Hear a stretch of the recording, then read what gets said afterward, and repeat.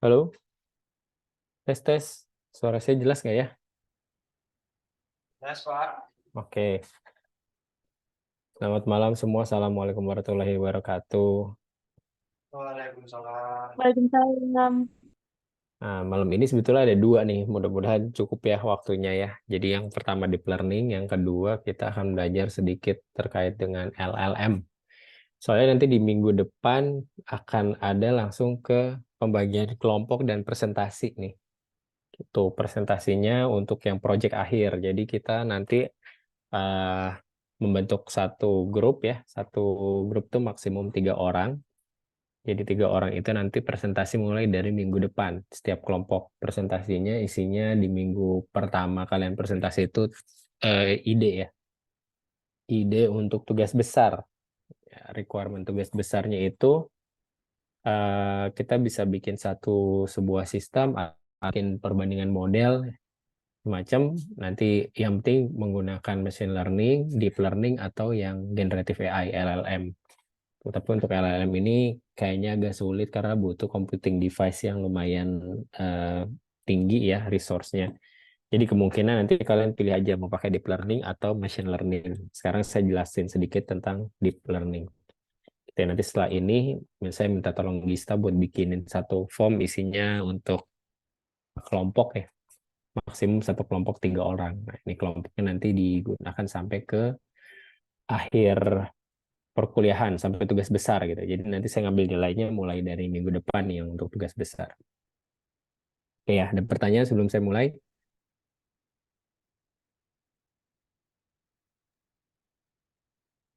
Belum, Pak. Belum ada. Oke. Oke, malam ini kita bahas deep learning secara overview. Nggak akan terlalu dalam sih. Jadi intinya nanti kalian bisa coba sendiri untuk deep learning ya. Nah, kita bahas sedikit juga terkait di machine learning-nya supaya nyambung nanti ke deep learning, lalu introduction deep learning, ada neural network yang sebenarnya kemarin kita sudah belajar ya, neural network, backpropagation dan lain-lain. Nah, ada training neural network itu seperti apa sih? Lalu neural network itu ada apa aja nih selain neural network yang kita gunakan? Di sini ada convolutional enhanced neural networks yaitu CNN dan ada recurrent neural networks. Nah, kita mulai dari machine learning. Machine learning merupakan satu cabang dari AI yang fokus pada metode yang belajar dari data dan membuat prediksi dari yang tidak terlihat pada data ya. Jadi intinya dia membuat prediksi, yaitu bagian dari artificial intelligence. Kalau artificial intelligence itu scientific field concerned with development of algorithm. Jadi lebih ke development algorithm atau metode-metode baru apa aja sih gitu yang ada di saat ini ya researchnya. Jadi di sini metodenya perkembangan algoritmanya itu untuk memperlihatkan kalau kita itu komputer itu bisa belajar tanpa harus diprogram karena dia bisa belajar sendiri harapannya itu. Nah, ada beberapa tipe di machine learning ya. Ini di saya kok gambarnya kedip-kedip ya. Oke, ini enggak nih. Machine learning ada supervised, ada unsupervised, dan ada reinforcement learning. Itu nih kalau di bawah nih regressions, artinya hmm, prediksi sih sebetulnya predictions itu. Oke, jadi di sini supervised belajar dari data yang telah dilabeli ya. Kalau unsupervised itu tidak dilabel, artinya data raw. Nah, supervised contohnya buat cluster, kalau supervised kita bisa bikin klasifikasi atau kita bisa buat prediksi nih. Regression for predicting real valued outputs. Jadi kita bisa prediksi hari ini hujan misalkan ya. Prediksi nilai tukar mata uang rupiah gitu ya terhadap dolar hari ini, prediksi apa lagi? Prediksi hari ini berapa derajat suhunya misalkan. Nah, seperti itu atau prediksi pergerakan saham bisa pakai supervise. Lalu ada reinforcement learning, ini banyak digunakan untuk game ini misalkan. Di sini jadi belajar dari feedback dan reward. Contohnya misalkan kita belajar nyetir gitu ya. Kalau nabrak ya berarti mundur, besoknya nggak boleh lewat situ lagi, atau setelah itu nggak boleh lewat situ lagi, atau kita milih jalan yang becek gitu. Nah itu reinforcement learning. Jadi belajar yang berulang, gitu, reinforcement learning. Ini learn to play Go atau chess ya, catur. Di supervised learning ada beberapa kategori dan teknik. Yang pertama numerical, lalu ada parametric, non-parametric, symbolic, dan ada aggregations atau ensemble learning. Supervised learning di numerical itu ada linear classifier, perceptron, logistic regressions, SVM, neural network. Nah, ini numerical. Kalau parametric ini lebih ke probabilistik. Kemarin kita sempat belajar ya tentang si Bayesian theorem. Ada naive bias, Gaussian discriminant analysis, ada hidden Markov model, HMM, ada probabilistic graphical model. Lalu non-parametric ini instance based, K-nearest neckboard, kernel regressions, decision estimation, local regressions, lalu ada symbolic functions, decision trees, classification, regression trees, ada aggregations, bagging, bugging, random forest, bagging, bugging ini di model ya biasanya digunakan. Jadi kalau model kita kurang optimize, kita pakai bagging dan kita bisa pakai boosting atau di data. Tuh, misalkan datanya tidak balance, kita bisa buat balance dengan menggunakan kelas down sample atau kita bisa pakai boosting. Di unsupervised ini beberapa kategori dan tekniknya ada clustering dan dimensions, ada dimensionality reductions. Kita pernah belajar juga principle component analysis ya. Ada k-means, mean-shift, spectral clustering dan lain sebagainya. Di clustering lalu di density estimations ada GMM, Gaussian mixture model dan graphical model. Ini pengetahuan umum aja sekilas ya. Nanti kalau kalian mau coba, ini nanti bisa kalian coba sih sebetulnya. Misalkan kalian mau pakai machine learning untuk tugas akhir gitu ya. Oh saya mau pakai supervised deh. Untuk apa? Image classification misalkan. Nah, itu bisa pakai nih misalkan image classification saya mau pakai yang linear deh. Atau logistic regressions atau SVM. Jadi itu contohnya. Oke. Selanjutnya ada di nearest network classifier. Nearest network itu biasanya ada di clustering ya. Oke. For each test data point, assign the class label of the nearest training data point. Jadi dia itu akan melakukan assignment ya atau memberikan label berdasarkan data yang terdekat. Nah, misalkan tes example-nya ini bentuknya bukan kotak gitu ya. Ini wajib gitu. Tapi karena di dekat kotak ya berarti labelnya ikut yang kelas yang warna biru karena lebih dekat gitu. Ini ada distance dari data point. Jadi dia akan menghitung jarak. Misalkan dari tes example ke warna merah ini jaraknya berapa, ke biru ini jaraknya berapa. Oke, untuk jarak nih kira-kira bisa ngitungnya pakai apa ya? Masih inget nggak?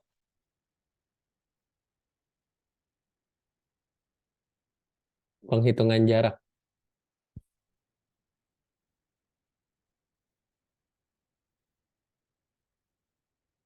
Untuk hitung jarak antara dua titik. Masih inget? Lupa. Ntar coba dilihat lagi ya. Hitung jarak dua titik.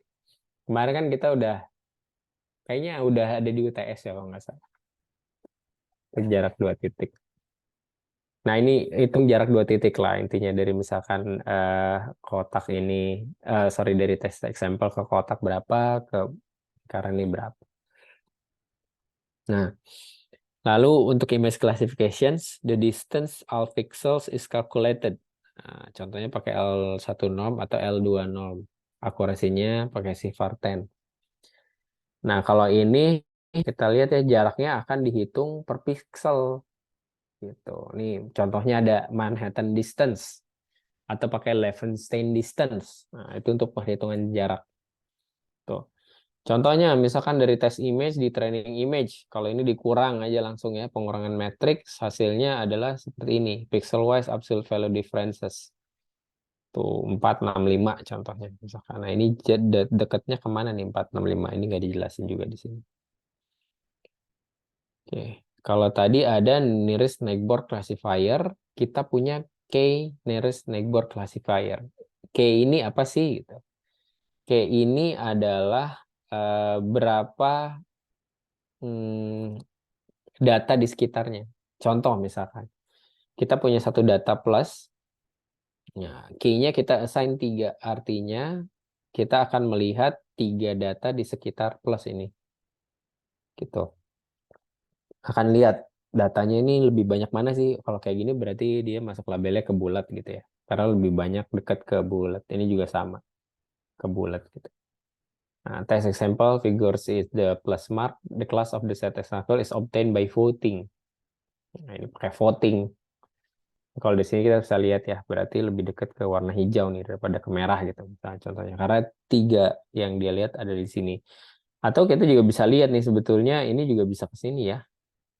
Nah, gitu. Nah, nanti dia lakukan itu semua nih. Ke sini dia lihat jaraknya kayak gimana, ke sini dia lihat, atau 3 lagi mungkin dia lihatnya ke sini gitu. Atau mungkin dia bisa lihat lagi ke sini lagi gitu. Ini ada voting. Jadi ada perhitungan jarak. Nah, lalu untuk linear classifier ini untuk mencari pemisah ya antara dua kelas biasanya misalkan. Nah, ini linear classifier contohnya misalnya pakai SVM. Nah, dia akan melakukan pemisahan nih dari dua data. Gimana data yang X ini ke merah ini ada garis pemisahnya. Contoh a straight line in 2D, a flat plane in 3D, a hyperplane in 3D and higher dimension space. Nah, kalau di 2 dimensi ya garis lurus. Tapi kalau di 3 dimensi bentuknya flat plane. Kalau di lebih dari 3 dimensi namanya hyperplane. Artinya kita punya kayak semacam meja gitu ya. Kan meja ada bagian atasnya tuh bukan cuma garis aja. Tapi satu kotak meja. Nah, itu disebut hyperplane untuk memisahkan antara di atas sama di bawah misalnya. Nah, kalau ini contohnya classify input image. Nah, kita bisa lihat di sini ya. Selected parameters in the example are not good because the predicted cat score is low.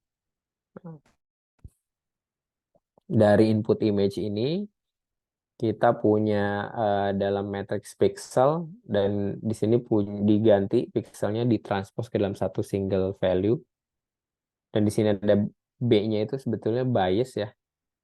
Hasilnya dapatnya dog score. Ini nggak bagus gitu untuk klasifikasi image. Nah, kita punya vector machines, mungkin sering dengar ya. SVM ini untuk menentukan best decision boundary, artinya untuk menemukan garis pemisah yang paling bagus. Contohnya ini kita punya banyak garis pemisah ya. Nah, kira-kira yang mana sih yang paling optimal untuk memisahkan kedua kelas ini? Tuh. Si SVM ini dia akan mencari eh, si titik pemisah nih. Jadi ini namanya spot vector nih yang ada di sebelah sini ya. Support vector ini ada yang di titik garis di antara margin width-nya. Nah, ini disebut support vector.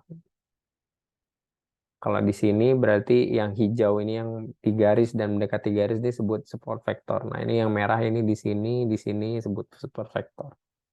Dari satu garis ini nanti dia akan buat lagi garisnya. Jadi kayak semacam 3 gitu ya di sini ya.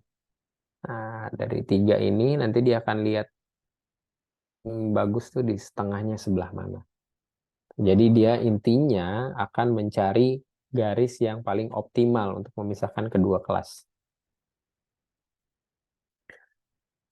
Oke, ada dua ya, linear dan non-linear. Kalau linear artinya garis, non-linear ya artinya nggak selalu garis. Bisa bentuknya hypertangent, bengkok-bengkok, atau bisa bentuknya sigmoid. Sigmoid kayak huruf S gitu ya. Nah, contohnya kayak gini. Oke, ini linear separable, ini non-linear separable. Nah, kalau kayak gini gimana misahinnya kira-kira? Ada yang tahu?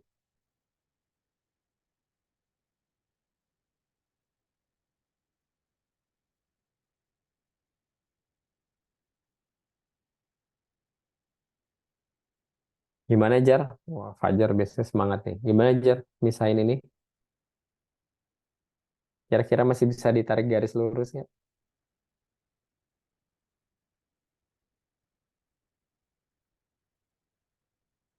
Halo, Fajar. Siapa lagi nih di sini yang Ya, Pak. ya Jar? Gimana Jar? Cara misahin ini Jar supaya bisa tetap garis lurus nih.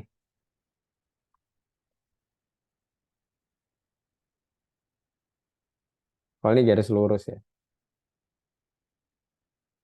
Kepikiran nggak?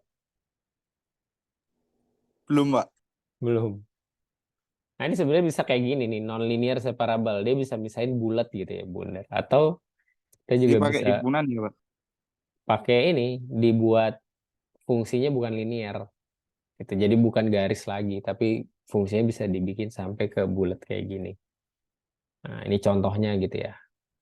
Obtain as non-linear function of the input xi. It results in non-real decision boundaries can deal with non-linear separable data. Outputnya adalah WZI plus B. B itu artinya boundary-nya ya.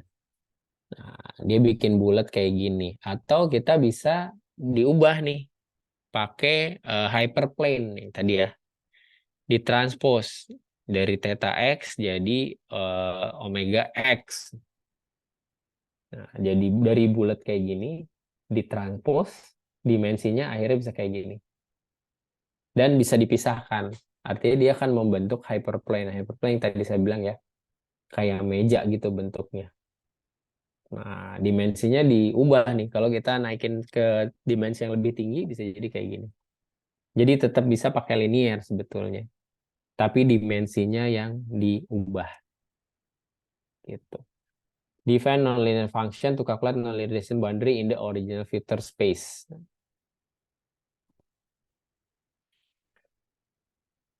Nah, ada binary sama multi-class classification. Kalau binary dia cuma 01, kalau multi-class dia bisa 3. Itu. Sini contohnya ya. Jadi eh, satu data itu bisa jadi masuk ke beberapa kelas. Contoh, saya punya kelas kucing dan hewan berkaki 4. Satu lagi ada, sorry, hewan berkaki 4 berbulu, misalkan ya. Ada hewan berkaki 4 tidak berbulu. Nah, misalkan contoh hewan tidak berbulu, kucing juga ada ya, nggak ada bulunya. Misalkan hewan kaki 4. Terus apa ya hewan kaki 4 nggak ada bulunya? Cicak misalkan. Nah, Babi, Pak. dia apa? Babi. Babi. Ingatnya babi malam-malam nih. Terus apa lagi? Bisa ya. Jadi dia masih bisa punya 2 kelas gitu. Gitu. Contohnya misalkan kalau yang 2 kelas ya tumor atau bukan tumor, spam atau bukan spam. Kalau yang lebih dari 2 yang namanya multi-class classification. Both binary and multi-class classification problem can be linearly non-linearly separated. Artinya dia bisa dipisahkan secara linear atau bisa non-linear. Nah, ini saya bilang tadi ya, segaris lurus atau agak bengkok. Nah, dua-duanya bisa dipisahkan nih pakai garis. Di machine learning ada namanya computer vision task. Artinya dia eh, apa namanya untuk klasifikasi gambar gitu, untuk pemrosesan gambar, video gitu, audio. Contohnya ini ya, kalau kita single object, ya udah misalnya ini kita kotakin nih. Dia cuma tahu kalau ini isinya cat, tapi kita punya classification and localization. Catnya langsung dikotakin gitu. Kalian pernah pakai apa? Handphone lah, pasti pakai lah ya. Atau kalian pernah absensi, mungkin ada yang pakai absensi yang face verification. Nah, itu kan dikotakin ya kalau kita lihat di absensinya muka kita dikotakin. Nah, itu classification localization. Jadi dia akan melakukan prediksi yang ada di kotak aja gitu. Di luar kotak ya dia nggak akan dihitung. Atau ada object detections. Ini dia bisa lihat nih, dikotakin semua. Ada instant segmentations. Nah, dikotakinnya lebih presisi lagi. Tuh, ini untuk multiple object. Nah, ini yang instant segmentation ini banyak dipakai di autonomous vehicle misalkan. Tesla gitu ya. Atau autonomous car gimana dia harus jalan sendiri tanpa ada supirnya. Nah, dia bikin segmentasi kita kotak-kotakin ini bendanya apa. Orang juga dia kotaknya secara real time gitu, supaya nanti nggak ketabrak orang. Ini computer vision. Jadi ada classification, localization, object detection, ada segmentation. Ini. Ada namanya teori no free lunch theorem. Dia bilang no single classifier works the best for all possible problem since we need to make assumptions to generalize. Jadi nggak ada classifier atau nggak ada model yang memang bagus atau bekerja untuk semua permasalahan yang ada gitu ya, nggak ada superior model. Jadi kita tetap harus nyoba semua model satu-satu supaya mendapatkan hasil optimal. Makanya kalau kalian lihat paper gitu ya, dia membandingkan pakai model yang satu dengan model yang lain, mana yang kira-kira lebih bagus. Kenapa bisa lebih bagus? Kenapa bisa lebih jelek? Intinya itu. Deskripsi juga nanti kan kayak gitu ya. Walaupun skripsi kayaknya bisa implementasi aja sih. Melakukan implementasi misalkan klasifikasi sentimen politik gitu ya. Di Twitter menggunakan naive bias gitu. Nggak bisa. Jadi kita buat dulu labelnya yang misalkan positif seperti apa, negatif seperti apa. Di training pakai naive bias, nanti hasilnya untuk saya mau input, nanti si model bisa klasifikasi ini positif, negatif, atau netral. Biasanya 3 ya kalau sentimen Indonesia. Tuh. Naive bias akurasinya cuma 80%. Misalnya, oh ya udah dicoba lagi pakai yang lain. Nah, kayak gitu contohnya. Jadi kita bisa membandingkan atau kita bisa mencari ini model yang terbaik itu seperti apa sih. Oke, itu machine learning. Ada pertanyaan di machine learning?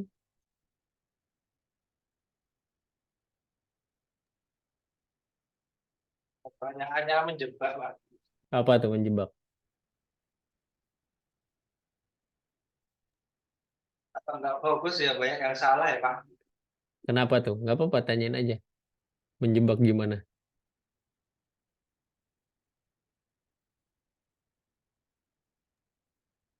Oh, nggak nge-save ya, Pak, kemarin soalnya. Gimana?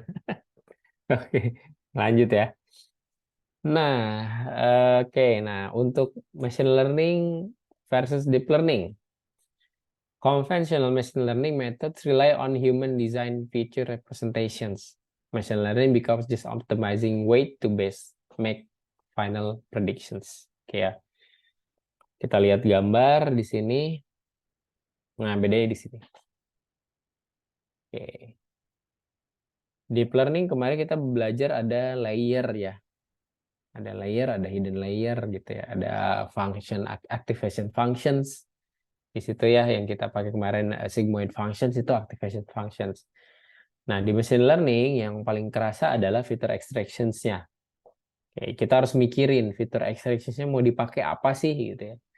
Misalkan saya mau klasifikasi kucing tadi atau ya mau klasifikasi misalkan tahu ini kucing atau bukan. Apa yang mau dipakai sih? Fitur apa aja sih yang ada di kucing? Misalkan kupingnya, matanya, hidungnya gitu ya. Seperti apa gitu ya atau warnanya gitu. Nah, kita tentukan fitur extraction-nya baru masuk classification.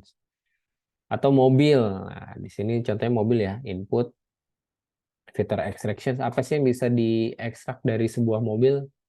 Kalau roda sama aja gitu ya. Misalkan kita mau tahu ini mobil tipenya apa, misalnya dari logo ya, dari warna, dari desain gitu ya. Nah, beda sama deep learning.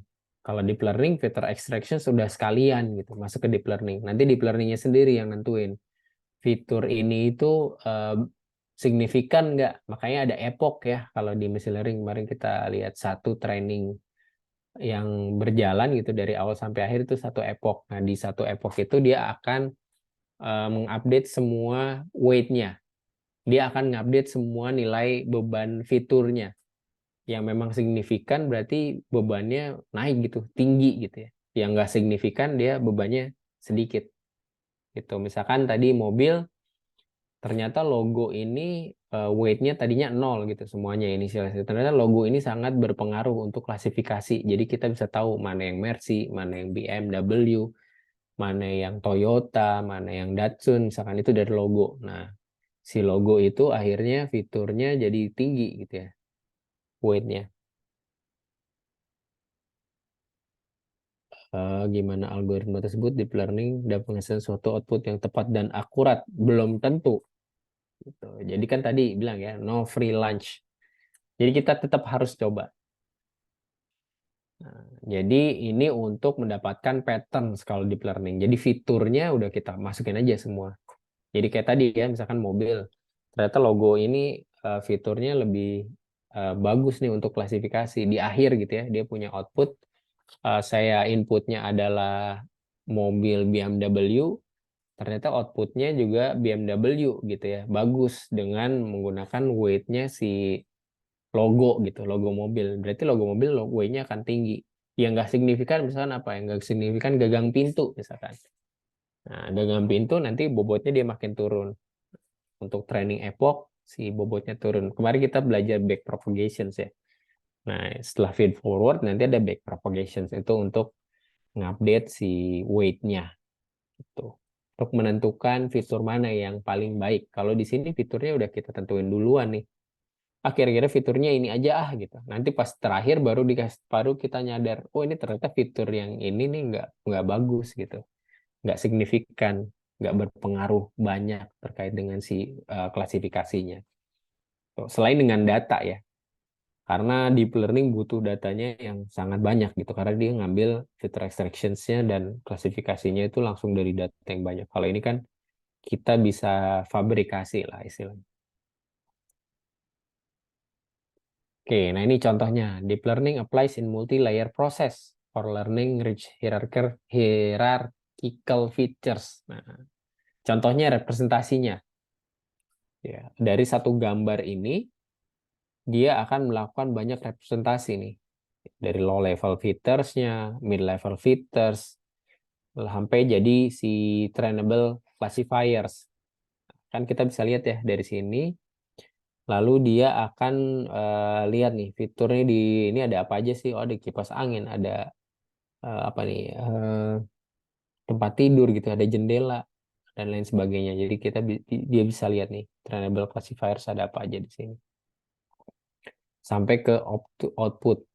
Yang pertama image pixelsnya, lalu edges-nya, sudut ya. Ini jadi yang dia lihat nih, setiap sudutnya nih. Lalu dia masuk ke textures. Nah, tekstur setiap pixel yang ada di sini. Lalu ke parts. Parts artinya ada apa aja sih di dalam situ. Baru masuk ke trainable classifier. Ini semua fitur yang akhirnya didapatkan, lalu classifier yang kita pakai ini apa? Sampai ke outputnya. Artinya classifier ini algoritma klasifikasinya ya, mau dipakai apa. Misalnya neural network tadi kan ada CNN, ada RNN, misalkan ada LSTM, ada BILSTM gitu. Nah itu bagian dari beberapa deep learning algorithm. Oke. Deep learning provides a flexible learnable framework for representing visual text linguistic information. Nah, ini yang perlu kita catat ya, requires large numbers of training data. Ini. Jadi kalau kalian masih punya data cuma 1 giga, 2 giga masih cukup pakai machine learning.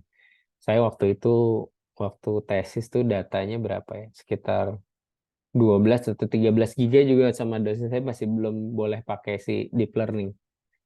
Nah, itu masih kesedikitan katanya. Udah pakai machine learning aja. Ya udah akhirnya saya pakai machine learning waktu itu. Oke. Nah, selanjutnya ini di representational power. Neural network with at least one hidden layer are universal automates. Oke. Neural network menggunakan nonlinear mapping ya. Ini contohnya nih neural network dia bisa melakukan klasifikasi akhir linear mapping, nggak ada garis lurus, dia bisa ngebulet-buletin. Di sini dia bilang ada yang deep sama yang apa ya istilahnya, neural network biasa dengan deep neural network. Gitu. Nah, kalau deep neural network itu bagus ya, empirical observations. Nah, tapi secara matematik sebetulnya dia representasinya sama, pakai one layer neural network. Artinya deep itu si hidden layer-nya banyak gitu ya. Itu. Oke, ini contoh dari neural network nih ya. Untuk handwritten digit recognition, inputnya 2. Nah, jadi yang akan kita ambil ini bentuknya 16 kali 16 pixel ya. Artinya ada 256 X-nya. Ingat ya kemarin ada buletan gitu ya, bulat bulat bulat. X1, X2, X3 gitu. Terus di sini kita punya hidden layer yang misalkan 2. Lalu output layernya ini klasifikasi 2 ya. Berarti ada dari 0 sampai 9 gitu ya. Berarti ada 10 klasifikasi. Nah, ini yang nanti masuk ke sini. Si 2 ini punya X-nya itu ada 256. Jadi punya 256 yang di sebelah kiri ini, input layernya. Ya, setiap pixel dia masukkan sebagai X. Lalu kalau 1 itu dianggap ada ink, artinya ada isinya gitu ya. 0, no ink. Ini misalnya ini 0 ya berarti ya. Kalau masuk ke sini berarti dia 1. Dan seterusnya. Nah, kita punya output. Y1 sampai 10, artinya nomor 1 sampai nomor 10. Contohnya is1, is2, is0 gitu ya. Jadi akhirnya dia nanti akan dipetakan itu sebetulnya berapa sih hasilnya.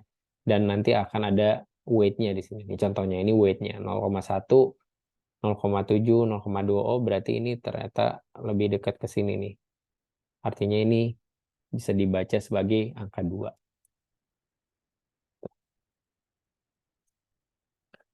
Nah, ini handwritten digit recognition. Jadi ini tulisan tangan ya.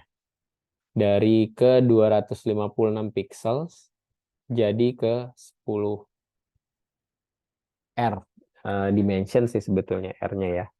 Jadi 256 dimensi ke 10 misalkan presentasinya. Function f is represented by neural network. Nah, ini neural networknya F. Sebenarnya neural networknya ini di mesin ini. Oke, neural network consists of layer with neurons. Single neurons map set input to output number. Ini ya, A1 kali W1, A2 kali W2, ini X ya. Ditambah B, ada biasnya. Ada weight, lalu ditambah ke bias. Ada Z hasilnya, dan di activation function selalu di output. Ini kemarin kita udah bahas ya. Ada input, hidden, dan output. Oke, ini ada weight dan ada bias. Lalu ada activation functions. Ini yang A ini. Contohnya berarti misalkan kita punya 4 plus 2 neurons. Lalu ada 20 weight berarti kan ya. Ini 20 weight di sini. Lalu kita punya 6 bias. 6 bias berarti untuk masing-masing ini ya, punya 6. Lalu kita ada 26 learnable parameters. Nah, ini artinya ada 26 fitur sebetulnya yang bisa kita gunakan. Nah, ini ada neural network playground. Nanti bisa dicoba nih. Punyanya TensorFlow. Di sini. Kita bisa lihat bagaimana untuk coba ya, saya coba dia di sini. Tapi kayaknya harus keluar dulu nih. Slideshow. Sebentar.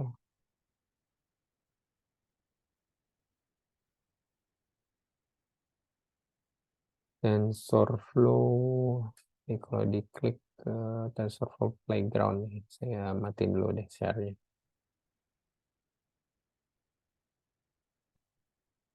Stop share.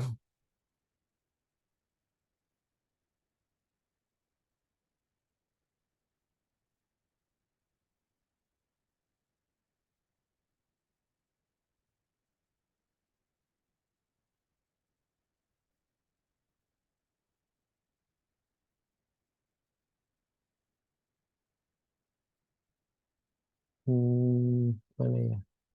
Oh, nggak ada.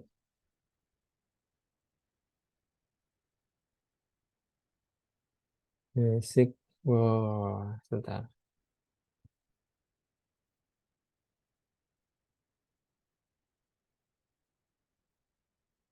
Oke.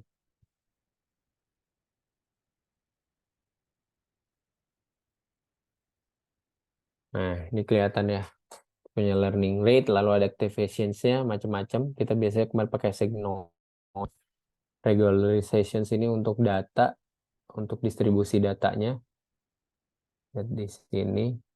Lalu ada regularization rate dan problem type misalnya classification.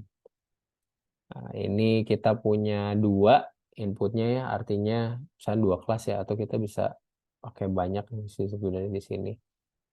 Oke, kita punya 4 neurons, lalu ini endingnya ada 2 neurons. Kita coba learning epoch to classifications pakai sigmoid. Epochnya terus masih belum dapat nih. Masih lama. Coba ini kita lanjut terus. Oh, ini kalau ini manual nggak dapat sigmoid. Terus kita misalnya pakai tangent, dia dapat. Oke, ya berarti dia bisa activationnya pakai tangent untuk yang bulat ya. Atau saya mau pakai linear, udah pasti nggak dapat sih kalau linear. Oh, test loss, training lossnya masih tinggi. Kita pakai relu, misalkan ada ini activation functions namanya relu. Juga sama, nggak menjamin dia bisa dapat. Atau neuronsnya bisa kita tambah. Apakah bisa? Nah, ternyata pakai relu ditambah hidden layer-nya lagi bisa masuk. Kita tambah lagi misalkan jadi 4 neuron.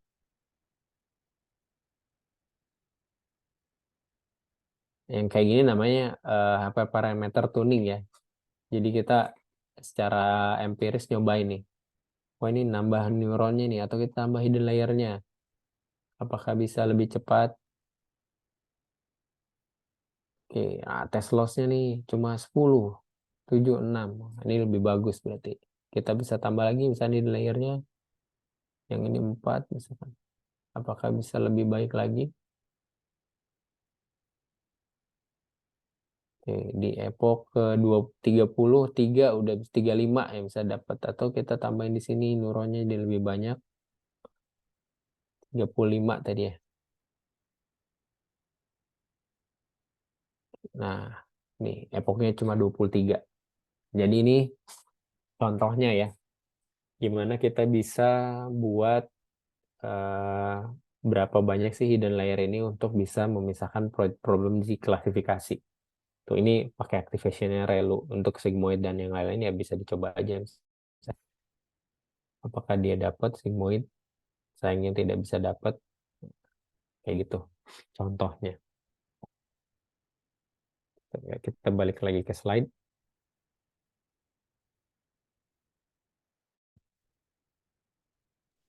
Pak, aku boleh minta link yang tadi nggak, Pak? Boleh, boleh. Mana? Bentar ya. Saya kirim yang Soalnya aku di lupa grup. TensorFlow-nya di linknya apa. Nah, ini. Bentar. Wah, ini gerak-gerak gini sih share screen-nya. Kayak Zoom-nya harus update nih. Nah, tuh di chat ya. Makasih ya, Pak. Yo, sama-sama. Tadi mana? Oh, ini dia. Oke, nah ini playground ya. Kita balik lagi ke sini. Oke, nah fully deep neural network sama ini hidden layers. Tadi kita udah coba ya. Hidden layers-nya kita bisa coba berapa kali supaya bisa dapat hasil yang bagus di epochnya. Jadi nggak terlalu banyak, tapi udah bagus. Ini contohnya, misalkan kita punya ini semua dengan bobot. Jadi hasil 4 tuh berarti 1 dikali 1 ditambah minus 1. Ini ya, 1 ditambah minus 1 dikali 2 plus 1. Min 2 plus 1 sama dengan 4. untuk yang ini. Yang X sama Rsin ini sebenarnya perhitungan yang kemarin sih. Lalu kita buat di sigmoid functionnya seperti ini. Hasil dapat 0,98. Ini sama juga, dapat 0,12. Nah, di 0,12 ini nanti dia akan di feed forward lagi. Tuh, dengan bobot yang ada, perhitungan yang tadi akhirnya 0,86, 0,11, 0,62, 0,83. Gitu ya. Untuk function 1 min 1 dia di 0,682 dan 0,83. Artinya misalkan kita punya outputnya di sini berarti X1, X2 ya. Berarti si input yang pertama ini atau data yang pertama kita masuk di klasifikasi yang kedua ya. Ini cuma feed forward aja, belum ke back propagations ya. Nah, ini juga kita bisa sebetulnya. Contohnya kayak gini. Tuh, jadi 1 minus 2 min 1, 1 kali 1, 1 ditambah 1, 1 dibagi 4, 2. Ini hasilnya. Tuh. Tetap sih dibuat ini. Cuma ini perhitungan simpelnya aja kemarin ya. Jadi kayak, apa ya, masih ada yang tahu nggak ya? Primagama. Kalau dulu saya pakai rumus Primagama, cara cepatnya gitu ya, untuk perhitungan matriks. Tuh, hasilnya sama aja kalau udah di sigmoid function. Jadi nggak perlu dihitung perkaliannya yang kayak tadi lagi. Kayak ini kan pakai rumus ya. Yang ini tuh. X dikali W kalau nggak salah ditambah bias dan sebagainya. Kalau ini nggak ada perhitungan bias ya di sini. Biasnya ada nggak nih? Ini kan weight nih. Sorry, ini weight. Oh iya, ini biasnya nih. 0 dan 1. Jadi hasilnya sama aja. Nah, ini ya rumusnya ya. Misalkan WX plus B sama dengan A. W-nya itu weight. Ini weight semuanya. X-nya itu adalah inputnya. X-nya. Lalu B-nya itu adalah biasnya. Nilai biasnya. Hasilnya A. Ini di sigmoid. Oke, nah ini multi layer. Sama aja ya. A1. Lalu kita punya jadi A2. Kita punya Y-nya. Ini hasil akhirnya, outputnya. Kalau tadi handwritten recognitions berarti kita punya X 256 dan outputnya kita punya 10 gitu ya. Dari 0 sampai 9. Tuh. Ya, 0 sampai 9 sih. Oke, ini sama.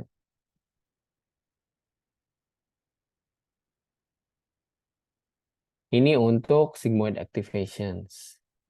Okay. Multi-class classification task output layer is typically softmax layer.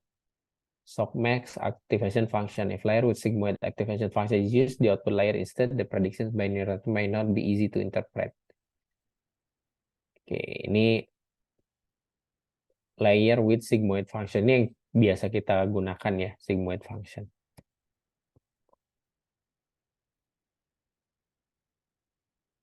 Ya, akhirnya semuanya dijumlahkan bagi ini probability softmax sih.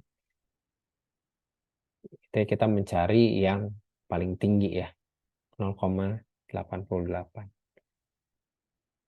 Nah, ini activation function yang tadi kita coba macam-macam.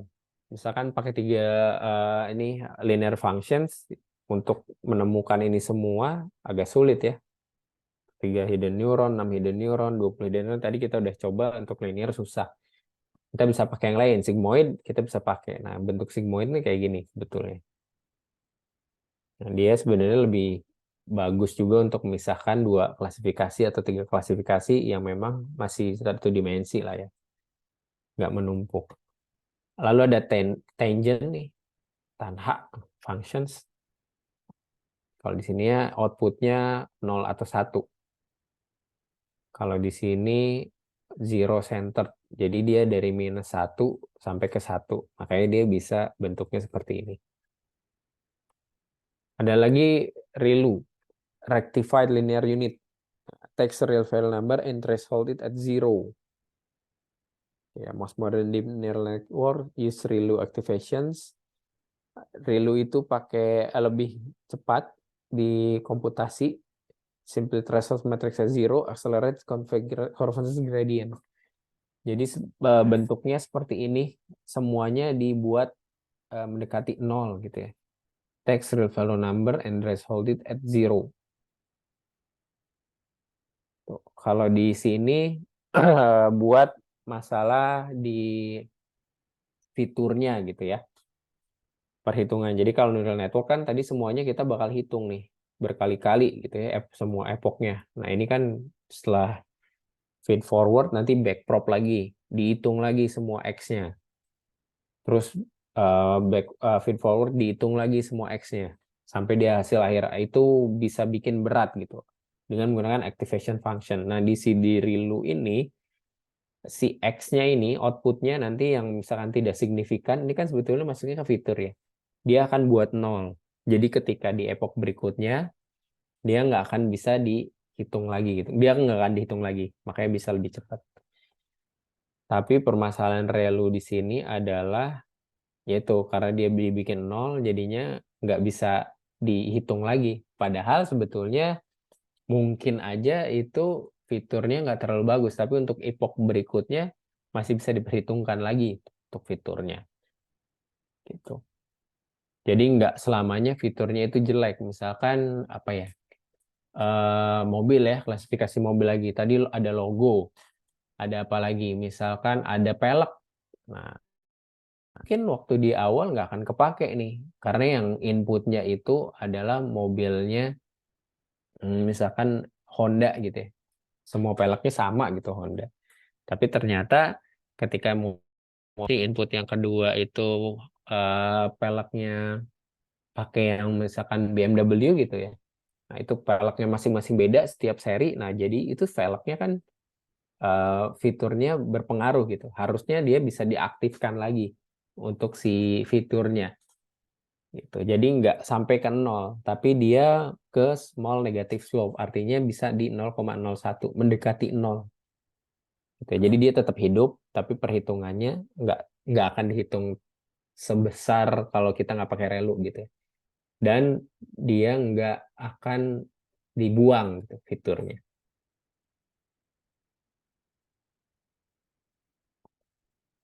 Oke, ini linear functions, garis lurus aja ya bentuknya linear functions. Nah, ini untuk training. Tadi kita udah coba ya. Ini ada di sini layer softmax, artinya dia akan melakukan maximize semua nilai yang ada. Hasil akhirnya nanti akan diberikan menjadikan output. Training model to learn set parameter theta are the optimal according to criterion is one of the greatest challenge in machine learning. Nah, untuk mencari nilai yang optimal, karena sebetulnya si neural network ini bisa berjalan secara paralel ya dibanding dengan machine learning. Oke, nah ini di training kita sebetulnya udah belajar nih, ada data processing, data preprocessing. Nah, untuk datanya bisa lihat ya di sini kita bisa pakai min subtractions untuk obtain zero centered data. Nih, tadinya agak minggir ke sebelah kanan, kita bisa pakai min subtraction, subtract the mean for each individual data dimensions untuk fiturnya, supaya jadinya akhirnya di tengah. Nah, kita bisa buat normalization, kita bisa datanya bisa dibuat normalisasi, artinya datanya ideal gitu ya antar semua klasifikasi. Kalau ini kan sebetulnya masih nggak ideal nih, nggak idealnya dari segi datanya ini mungkin imbalance gitu ya antara data yang di kuadran yang di sini dengan kuadran yang di atas nih. Kita bisa lihat XY-nya beda jauh gitu ya. Kalau normalized data ideal sama di setiap kuadran. Ini data preprocessing. To train neural networks at the parameter theta such as turning substance image, the corresponding elements in predicted output have maximum value. Nah, ini punya maximum value-nya kalau si neural network. Nah, dan ada loss functions ya. Tadi kita sempat hitung loss function dan cost functions-nya.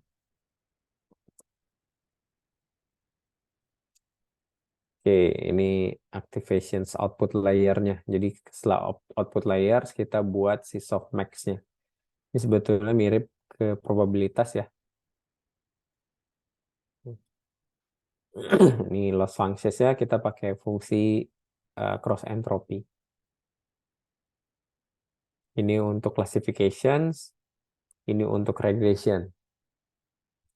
Dan example-nya pairs of an input xi, ground truth value-nya values yi, sama ya.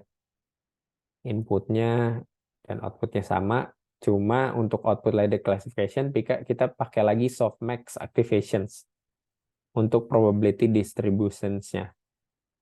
Jadi di outputnya, di hasil akhirnya kita pakai softmax untuk classification. Kalau regressions kita langsung pakai sigmoid activations. Yang kemarin kita hitung ini sebetulnya regression ya. Sigmoid activations. Loss function-nya kita bisa hitung pakai ini. Mean squared error dan mean absolute error. Kalau yang ini kita pakai cross entropy. Oke. Nah, di loss functions ada namanya gradient descent. Gradient descent itu untuk mendapatkan loss functions yang optimal. Gitu ya. Jadi kalau kita punya satu titik, mulai dari sebelah sini, yang optimal tuh di mana sih? Sebetulnya di titik ini. Bagaimana kita bisa mencapai titik yang ini? Nah, ini contohnya. Initial parameters, parameternya diupdate terus, dapat sampai di sini. Nah, ini global loss minimum. Jadi diulang terus nih, sampai dia dapat di global loss minimum. Dan dia harus berhenti. Kalau nggak berhenti, ya nanti loss-nya naik lagi. Nah, ini contohnya. Randomly pick starting point theta theta sudut ya. Saya di sini tetanya di mana, di random, lalu di compute gradientnya supaya dia langsung dapat ke tengah. Ini untuk dua parameter.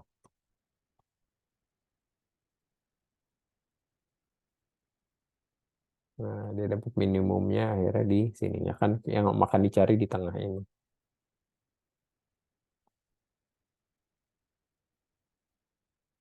Ada namanya global minimum, ada namanya local minimum. Tuh. Jadi this algorithm stop when local minimum of the loss surface is reached. Jadi yang dicari adalah lokal minimumnya, bukan global minimum. Jadi karena waktu awal kita dapat di global minimum, ini mungkin aja bisa sampai ke global maksimum dulu. Nah, sebetulnya yang dicari yang ini. Jadi supaya nggak di awal global mungkin bisa langsung dapat gitu ya, tapi ternyata seharusnya bisa lebih bagus lagi gitu. Ini ya, ada dua ini. Lokal minima, saddle point, global minimum. Jadi kayak tipuan gitulah kalau kita mungkin bahasanya gitu ya. Wah, dapat nih global minimum. Tapi nanti dulu, coba dulu sampai atas gitu. Oh, ini kalau main saham gitu misalkan ya. Nah, bisa ada nih apa candlenya apa gitu, Murobozu apalah gitu-gitu. Nah, ternyata nanti ada turn back point-nya tuh di mana setelah dia dapat global maximum, dia akan turun terus sampai ke lokal minimumnya. Nah, sebetulnya ini yang mau dicari gitu. Nah, for most loss surface is highly convex. Nah, sebetulnya yang krusial adalah bagaimana caranya dia supaya bisa dapetin si randomnya ini nih. Nah ini random starting point-nya. Jadi kalau bisa nggak terlalu jauh, tapi dia terlalu dekat. Nah ini secara empiris sih, jadi harus dicoba-coba gitu ya. Nah, ada backpropagations. Nah, backpropagation itu salah satu untuk melakukan perhitungan gradients nih of the loss functions. Gitu. Jadi nilai bias sih sebetulnya berpengaruh juga untuk mendapatkan si lokal minimum untuk loss functions. Ya. Oke, itu ya. Ini kita udah bahas kemarin backpropagations. Ini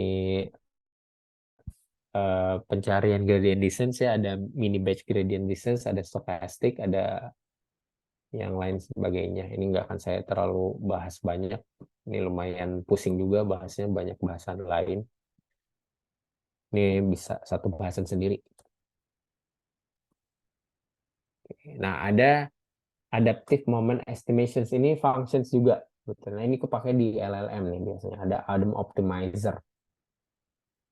ADAM combines insight from momentum optimizers that accumulate the values of past gradient. Ini untuk pencarian gradient descent juga pakai ADAM optimizations. Adaptive moment estimations.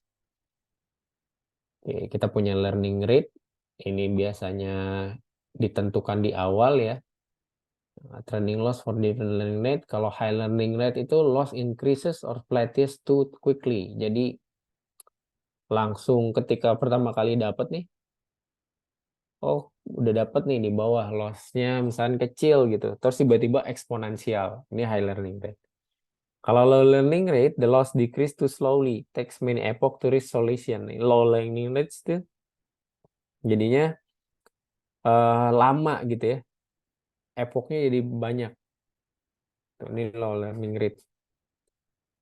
Tuh, kalau good learning rate ya dia sesuai nih, maksudnya nggak terlalu lama nih, epochnya juga nggak mungkin sampai sini epochnya udah selesai gitu untuk dapetin si errornya misalkan yang minimum. Tuh, nggak sampai epoch yang maksimum. Oke. Ada namanya underfitting dan overfitting. Kalau underfitting, model is too simple to represent relevant class characteristic. Nah, contohnya underfitting itu parameternya cuma sedikit gitu ya. Ada high error on training set and high error on validation set. Artinya underfitting jelek aja ya.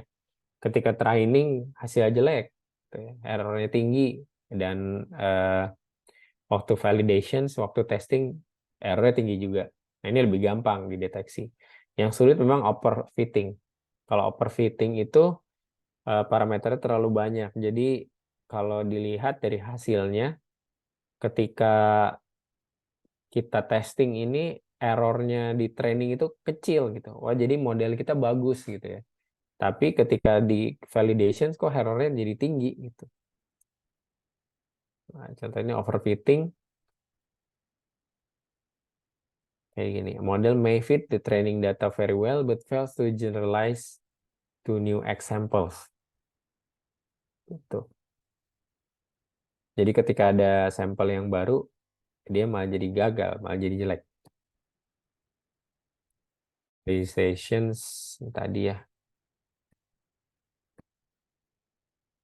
Drop out. Kita lewat aja. Nah, ini ada hyperparameter tuning. Ini untuk kita kalau udah training, kita bisa evaluasi gitu ya. Kira-kira apa aja sih yang perlu ditingkatkan gitu ya. Misalkan layernya, neuron per layernya berapa, learning rate-nya, supaya bisa dapetin intinya epochnya nggak terlalu tinggi sih. Jadi supaya trainingnya lebih cepat gitu ya. Random state, kita bisa macam-macam, bisa pakai grid search, bisa pakai random search, random sample value parameter. Jadi kita bisa pakai Bayesian hyperparameter optimization, active area of research. Nah, ini secara modeling lagi ya untuk hyperparameter optimization. Nah, ada namanya untuk validation itu pakai key fold validation. Nah,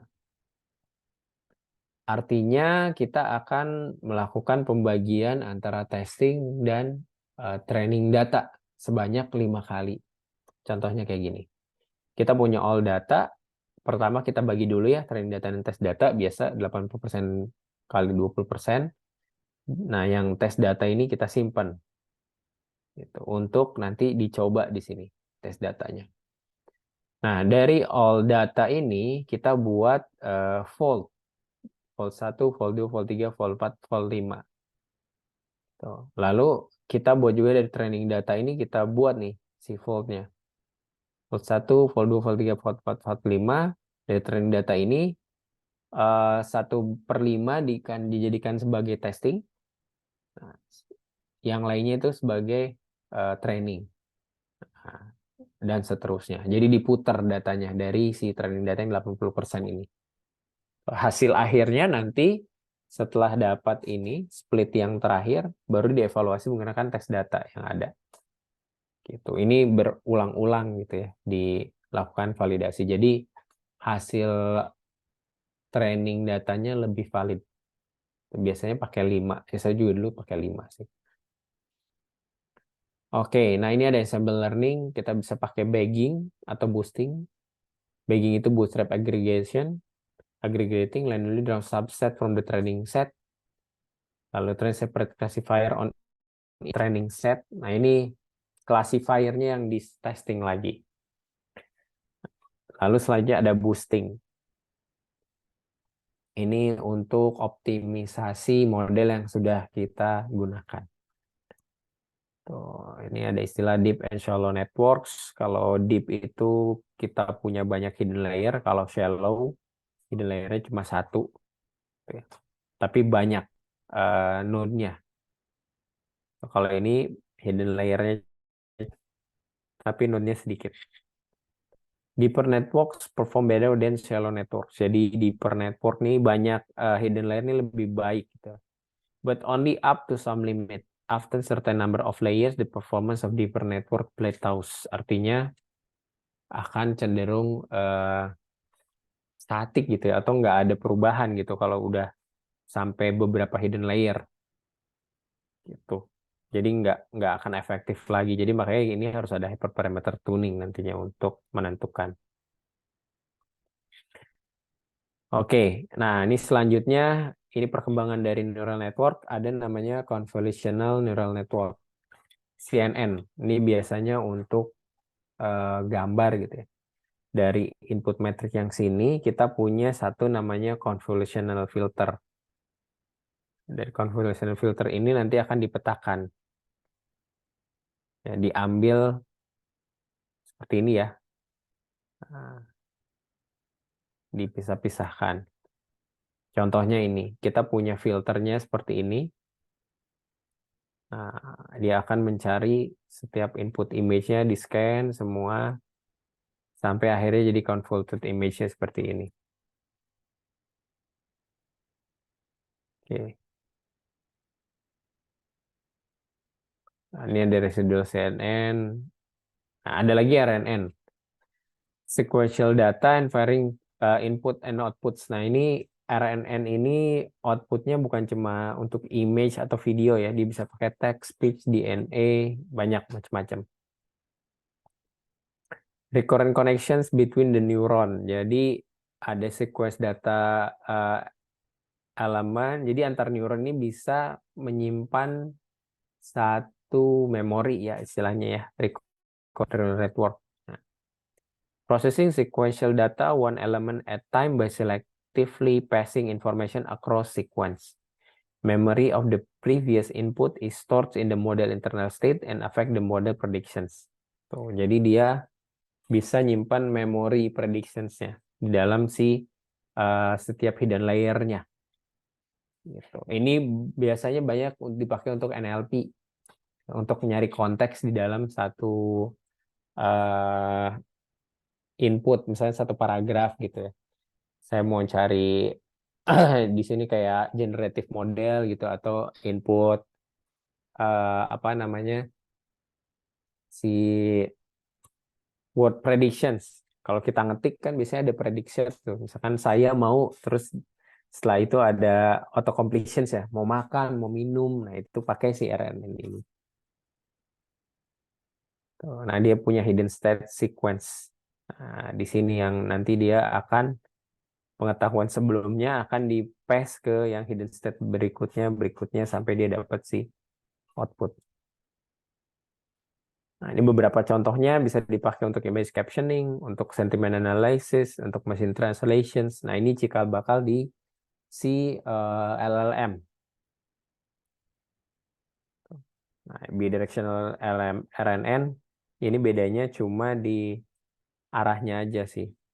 Kalau RNN yang biasa dia akan dari depan atau dari belakang. Jadi dia akan jalani dari awesome terus ke movie, ke highly recommended, ke recommended ya, contohnya gitu. Kalau bidirectional dia jalan dari awesome movie, satu lagi jalan juga dari recommend highly. Contohnya. Nah, ada di LSTM sama ya bedanya. Kalau di sini namanya memory cell, ada gates, di sini ada input gates, output gate, dan forget gate. Ini ada prevents current step from passing irrelevant information to later step. Kalau ini dia punya filteringnya. Kalau ini nggak ada, langsung di pass aja ke berikutnya. Nah, di sini ada si forget gate-nya, di sini nggak ada. Ini nanti bisa dipelajari sendiri untuk LSTM. Oke.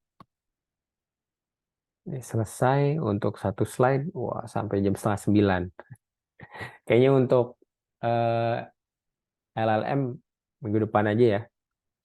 Kebanyakan nih, mabuk kayaknya. Udah ada yang ketiduran nih jangan-jangan. Masih aman? Masih semangat? Halo, halo? Wah, Masih, Aman, Pak. masih aman ya. Oke, ada pertanyaan nggak? Sebelum saya absen deh, kita kayaknya nanti udah kemalaman nih. Minggu depan aja kita lanjut ke si generative AI. Nantinya sebelum presentasi saya jelasin generative AI sebentar aja. Soalnya ini kalau generative AI kita lanjutin, slide-nya ada 160 slide. Masih kuat? Wah, Ya. Tadi siang di regular 160 slide. Hampir 2 jam. Ini bisa 2 jam lagi nanti. Selesai jam 11 malam nanti. Oke, kayaknya Jangan, dilanjut. Pak. Jangan ya. Kita lanjut di minggu depan aja kalau gitu. Oke, ada pertanyaan sebelum saya absen? Ini aja Pak, aku mau nanya yang Max Pooling tadi, itu dapat dari mana ya Pak? Ada situs webnya juga nggak Pak? Max Pooling yang mana? Yang tadi di Di yang mana, di mana? slide yang mana ya? Bentar, coba Kayak di saya slide lihat. yang Di CNN deh Pak. CNN ya. Iya, Oke. iya Pak, betul. Ini ada Itu ada itu nggak Pak? reports the maximum output within a rectangular neighborhood. Ini kita bisa tentuin max poolingnya sendiri sih. Nanti coba saya cari deh yang CNN yang lebih lengkapnya ya. Tadi cuma overview aja nggak ngejelasin lebih banyak. Atau saya cariin link untuk CNN di YouTube biar gampang belajarnya ya. Gitu, Gista. Oke. eh, ada lagi? Sambil saya siapin absen.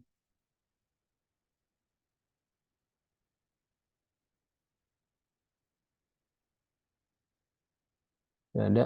Kalau nggak ada saya absen ya. Adinda ada?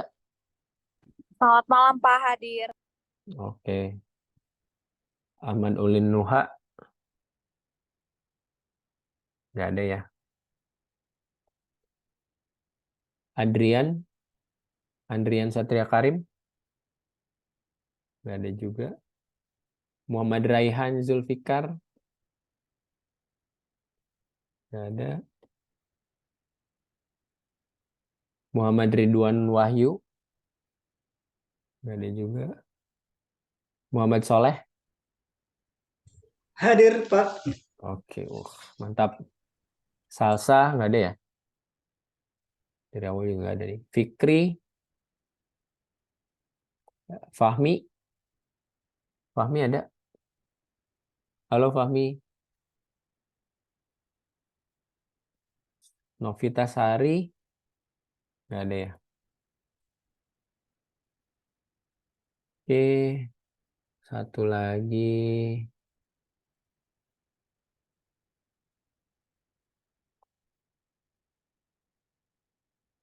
Bukan yang ini. Ini TI. Yang IF berarti. IF mah cuma Gista sama Wendy doang ya. Gista ada. Iya Pak. Wendy nggak ada. Oke, kalau tidak ada pertanyaan, saya akhiri sampai di sini ya. Saya coba. Pak. Iya. Oh, Atta belum. Saya belum Pak. Rifki Setiawan belum, Pak. Sebentar.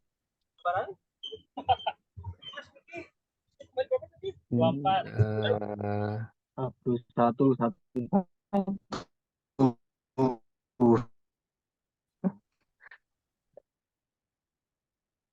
siapa yang belum? Saya, Pak. Doni, Pak. Doni. Pajar. Rifki Oh, Setiawan, iya. Pak. Saya ulang ya. Abdullah ada Abdullah? Nggak ada. Ata ada ya? Hadir, Pak. Doni. Hadir selalu. Selalu, mantap. Fadli ada Fadli? Fajar Kurniadi, Hadir, Pak. mantap. Leoni Firdaus. Leoni ada Leoni? Nggak ada ya. Nana Irmanto, kayaknya ada tadi ya? Ada, Pak. Ada ya. Iya. Reza Nur Arifin. Ini Reza. Tadi ada lagi di jalan. Reza Nur Arifin. Ada tapi nggak nyaut ya. Ridwan Prasetya nggak ada. Nggak ada. Rifki Setiawan. Hadir, Pak. Oke. Rifki Algi Fauzan nggak ada ya. Singgi Prasetyo nggak ada. Maman Sulaiman nggak ada ya. Oke, ada yang belum di absen lagi?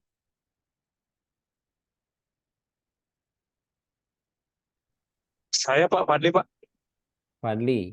Oke, tadi udah di absen sih Fadli. Cuma belum respon. Oke, udah. Fadli. Iya, Pak. Oke, udah di absen. Makasih, Pak. Yo, sama-sama. Oke, kalau tidak ada pertanyaan, saya cukupkan sampai di sini. Kalau kita ketemu lagi.